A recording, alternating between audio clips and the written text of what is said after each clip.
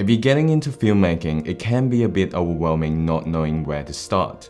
You're probably bombarded by tons of information online telling you to get this or that. Today we'll be sharing 8 essential things that you need as a complete beginner to make amazing videos. We used all 8 of these things when we first started and they really helped us out. Well, the first thing you need is obviously a camera. These days, smartphone technology has made filmmaking so accessible and you can get some amazing footage with just an iPhone. However, if you want to start taking filmmaking a bit seriously, we would recommend you buying a camera that allows you to change lenses. Now, a general misconception that a lot of beginner filmmakers have is that the more expensive your camera is, the better footage it will produce. Now that is simply not true, because good footage depends on a whole lot of other factors such as location, lighting, your skill level, composition, and a lot of other stuff. So don't be tricked into thinking like if you buy an expensive camera, your footage will automatically become amazing. Now that being said, more expensive cameras do have more benefits than their cheaper counterparts, such as the ability to shoot in 4K, more slow motion capabilities, or how it performs in low light situations. As a beginner, I'm gonna recommend you 3 cameras depending on your budget. Now we have used all these 3 cameras when we were first starting out, and I'm gonna tell you the pros and cons of each of them. Now the first is the Canon 200D, also known as the Canon SL2 depending on which region you are in. This was our first camera when we first started our filmmaking journey, and I remember it being really easy to pick up. The Canon colors are amazing, it has the ability to shoot in slow motion, and its autofocus is really good. As of right now, Canon has actually stopped selling the Canon 200D, but instead they're selling the Canon 200 Mark II, and that goes for around 1,000 Aussie dollars. However, if you want to pick up the Canon 200D, which is the camera that we started off with, you could get it secondhand on Facebook Marketplace or eBay for around $500 to $600. Now let's move on. As you grow as a filmmaker, you probably want to move on to the next level. So that's why the next camera we're going to recommend is the Panasonic GH5. We started using this camera a year into our filmmaking journey and it has completely changed the game for us. The GH5 is an absolute beast of a camera and it has been a workhorse for us. To this day, we've still been using it for a lot of our current projects. The GH5 has solid 4K capabilities, it has excellent image stabilization, it can also shoot up to 100 frames in terms of slow motion, and the best part of it is that it is built like a rock. The build is so durable that if you drop it to the ground, it's not gonna break, and that's what I really like about the Panasonic GH5. The camera retails around 1.3 to 1.5 thousand Aussie dollars. For that price, the image quality that you can get is insane. And if you go to Facebook Place or eBay, you can actually pick this bad boy up for only 1,000 Aussie dollars. And now to the downside, the Panasonic GH5 does not have good autofocus. So if you want to use this camera for photos, it's a big no-no.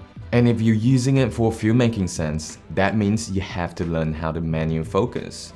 And I actually see this as a good thing because learning how to manual focus makes you a better filmmaker.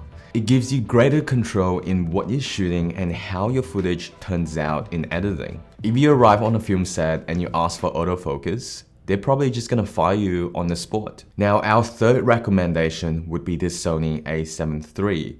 It is also one of the cameras that we used in our filmmaking journey. So now what's amazing about the Sony a7 III compared to our other 2 cameras is that the Sony a7 III is full frame.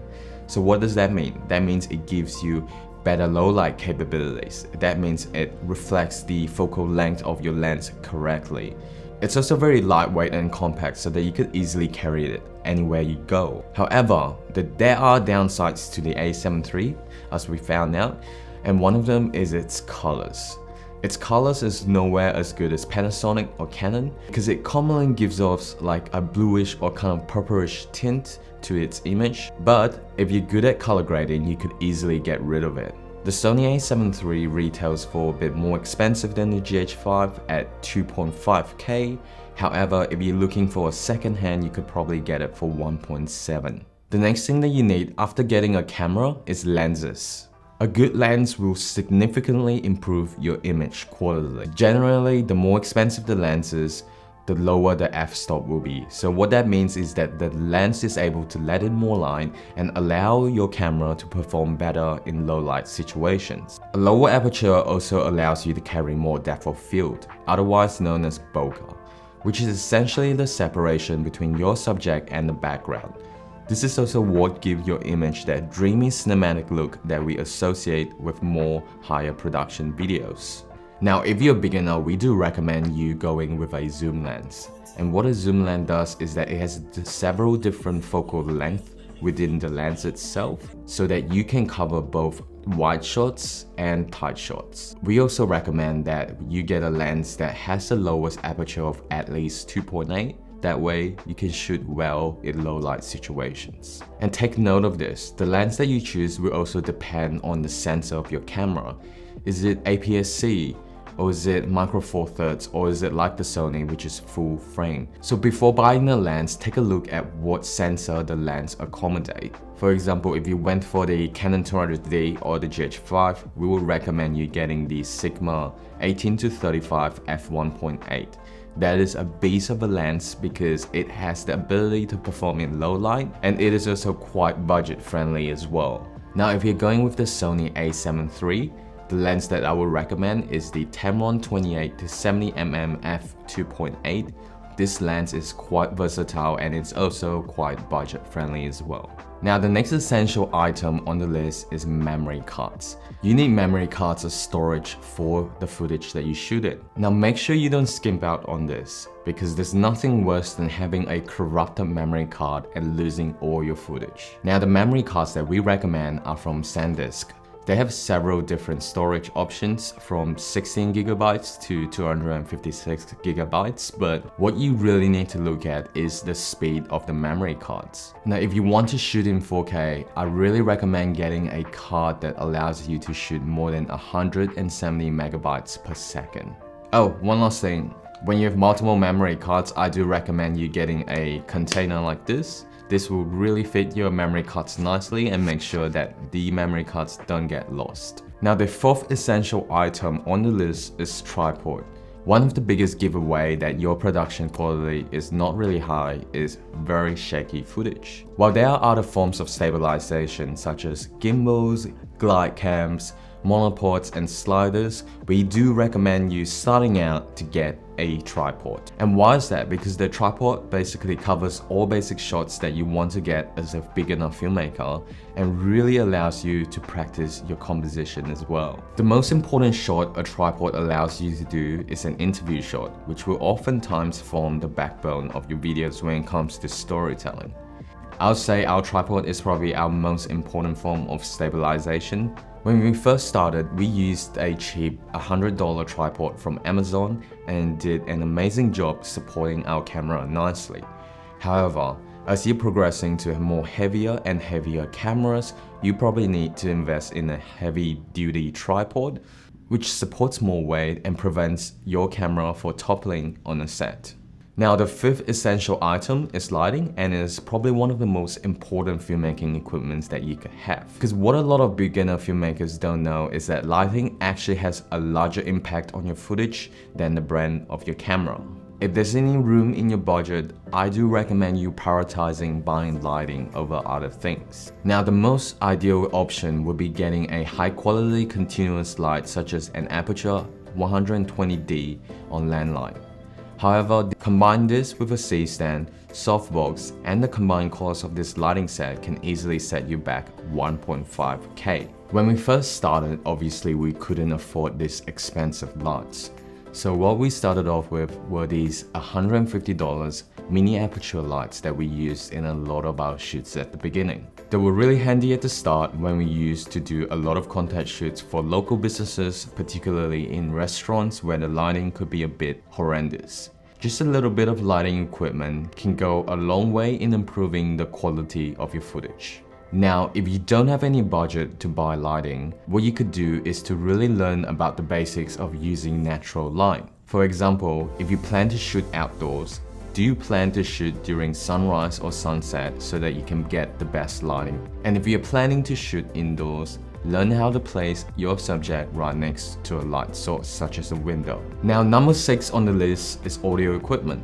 Now you might ask, why can't we just use audio straight from the camera? Well, the short answer is that the audio straight from the camera is kind of crap. And if audio is an important part of your video, you should not use camera audio at all. What you want to do is to invest in some audio equipment. Now, one of the cheapest options that you can get as a beginner is called a lav mic, which is a small little mic that you commonly find clipped onto a subject's clothes to record their audio. It is so much better than the audio quality that you get from our camera, and we used it quite often when we first started our filmmaking journey. However, as time goes on, the wiring sometimes can get a bit annoying, so we decided to invest in a $200 Rode wireless to go mic instead. Now these mics are special because you can put one end on your camera and the other end on the cloth of your subject. And the Rode wireless mics are also very convenient for you because the audio is recorded straight into the camera.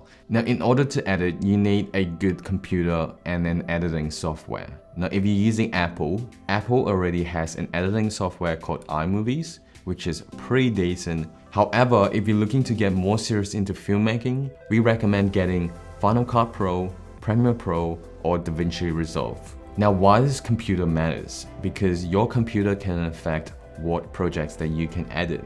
Now I'm no computer expert, but I know the minimum amount of memory you need to edit a 4K project is 16 GB. I also don't recommend you putting your editing file onto your laptop.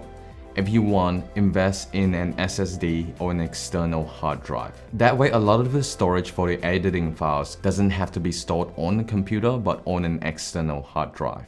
Now, the last essential item, and perhaps the most essential one, is education. From books to videos and online courses, I recommend you consuming them as much as you can. That is the fastest way to learn how to become a filmmaker and level up your video making abilities. Us ourselves, we actually read a lot of books, as you can see from my left hand here. Now, one of the books that I really recommend you reading is Story Brand by Donald Miller. This book will drastically improve your ability to tell a story in your videos and how you can use videos to engage your audience. The main concept of this book is basically the hero's journey, which is a formula that you could use to tell a compelling story every time in your videos. Because majority of the filmmakers out there prioritize having the latest camera gear or getting amazing cool looking B-roll footage that they commonly forget about story. And mastering your story ability, no matter what gear you have, will really set you apart. And so that is essentially the 8 essential things that you need to start out as a filmmaker. Now in all seriousness, you don't actually need all 8. For example, when Jono did his first shoot in 2018, he actually doesn't own a lot of these 8 items. What he did was he borrowed mine. So if you have the ability to borrow or rent items, I recommend borrowing it, testing them out, and only buying it after you find that they're useful to you. Because one of the important things I want you to take away from this video is that you don't actually need all the gear in the world to start. All you need is these essential items. Thank you so much for watching, guys. If you guys want to know more about how Jono and I went from complete beginners to full-time filmmakers, please sign up to our newsletter, description in the link down below. In our newsletter, we go deep and share all aspects of our journey, specific steps, insights, personal stories, and struggles. If you have any comments or questions, please let us know in the comment section down below. Once again, thank you so much for watching and see you all next time.